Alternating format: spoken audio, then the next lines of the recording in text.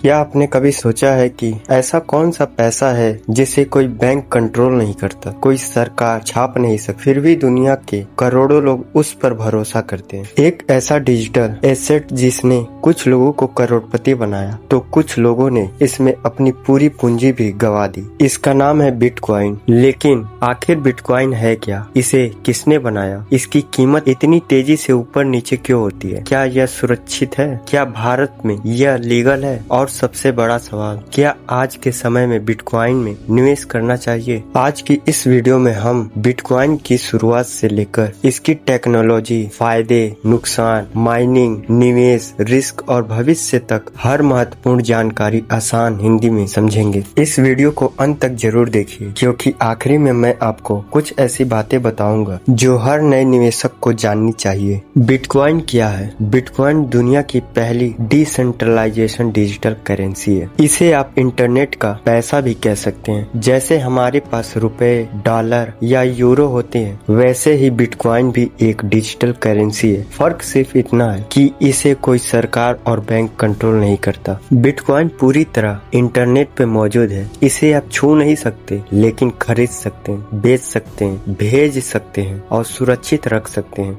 Bitcoin किसने बनाया? साल 2008 में एक व्यक्ति या समूह ने संतोषी नाकामोटो नाम से बिटकॉइन का व्हाइट पेपर जारी किया गया। आज तक किसी को नहीं पता चला कि संतोषी नाकामोटो असली व्यक्ति है या कोई टीम। 3 जनवरी 2009 को पहला बिटकॉइन नेटवर्क शुरू हुआ और पहला बिटकॉइन ब्लॉक बनाया गया। यहीं से डिजिटल करेंसी की दुनिया में एक नई क्रांति की शुरुआत हुई। बिटकॉइन कैसे काम करता है? बिटकॉइन ब्लॉकचेन टेक्नोलॉजी पे काम करता है। ब्लॉकचेन एक डिजिटल लेजर है जिसमें हर ट्रांजैक्शन हमेशा के लिए रिकॉर्ड हो जाता है। जब भी कोई व्यक्ति बिटकॉइन भेजता है, ट्रांजैक्शन पूरे नेटवर्क पर जाती है। हजारों कंप्यूटर इसे वेरीफाई करते हैं। सही पाए जाने पर यह ब्लॉकचेन में जुड़ जाती है। इसके बाद कोई भी उस रिकॉर्ड को बदल नहीं सकता। यही वजह है कि बिटकॉइन को सुरक्षित और पारदर्शी माना जाता है। बिटकॉइन का मतलब क्या होता है? मतलब जमीन से सोना निकालना नहीं, बल्कि कंप्यूटर की मदद से नए बिटकॉइन बनाना और ट्रांजैक्शन को वेरीफाई करना होता है। माइनर शक्तिशाली कंप्यूटर से कठिन गणितीय समस्या हल करते हैं। जो माइनर सबसे पहले सही उत्तर देता है उसे बिटकॉइन रिवॉर्ड मिलता है। लेकिन आज माइनिंग करना बहुत महंगा हो चुका है, क्योंकि इसमें बिजली और हाई एंड मशीनों की जरूरत होती है। बिटकॉइन की कीमत क्यों बढ़ती और घटती है? बिटकॉइन की कीमत पूरी तरह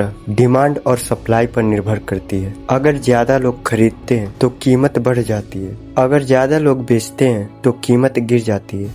इसके अलावा बड़ी कंपनियों का निवेश, सरकारों के नियम, वैश्विक आर्थिक स्थिति और निवेशकों की भावनाएं भी इसकी कीमत को प्रभावित करती है। इसी कारण बिटकॉइन में बहुत ज्यादा वोलाटिलिटी देखने को मिलती है। आखिर हमें बिटकॉइन खरीदने का क्या फायदा होता है? बिटकॉइन के कई फायदे हैं। कोई बैंक बीच में नहीं होता। पूरी दुनिया में कहीं भी भेजा जा सकता है। ट्रांजैक्शन काफी सुरक्षित होते हैं। सप्लाई सीमित है। कुल 2.1 करोड़ बिटकॉइन ही बनेंगे। इसे छोटे छोटे हिस्सों में भी खरीदा जा सकता है। लंबे समय में इसने कई निवेशकों को शानदार रिटर्न दिया है। अब देखते हैं बिटकॉइन के नुकसान क्या क्या हैं। लेकिन बिटकॉइन के नुकसान भी कम नहीं है। इसकी कीमत बहुत तेजी से ऊपर नीचे होती है। अगर वॉलेट की प्राइवेसी की खो गई तो बिटकॉइन हमेशा के लिए खो सकते हैं। स्कैम और फ्रॉड का खतरा रहता है। कोई गारंटेड रिटर्न नहीं होता। इसमें निवेश हमेशा जोखिमों के साथ आता है। इसीलिए कभी भी उधार लेकर या अपनी पूरी बचत बिटकॉइन में निवेश नहीं करना चाहिए।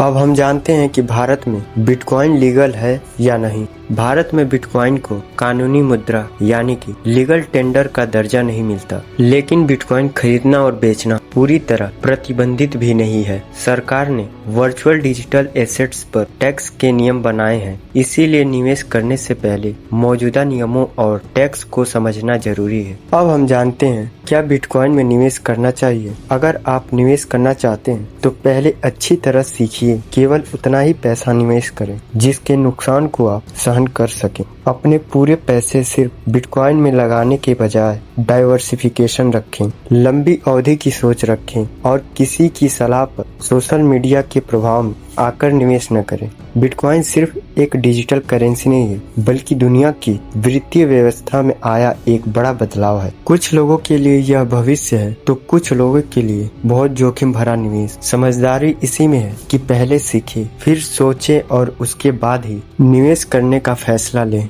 अगर आपको यह वीडियो पसंद आई हो तो इसे लाइक करें और अपने दोस्तों के साथ शेयर करें, और ऐसे ही आसान भाषा में फाइनेंस और निवेश की जानकारी पाने के लिए हमारे चैनल को सब्सक्राइब करना न भूलें। और आप बताइए कि अगली वीडियो आपको किस टॉपिक पे चाहिए। आप मुझे वीडियो के टॉपिक का नाम कमेंट में शेयर कर दें। धन्यवाद, मिलते हैं ऐसे ही किसी और वीडियो में।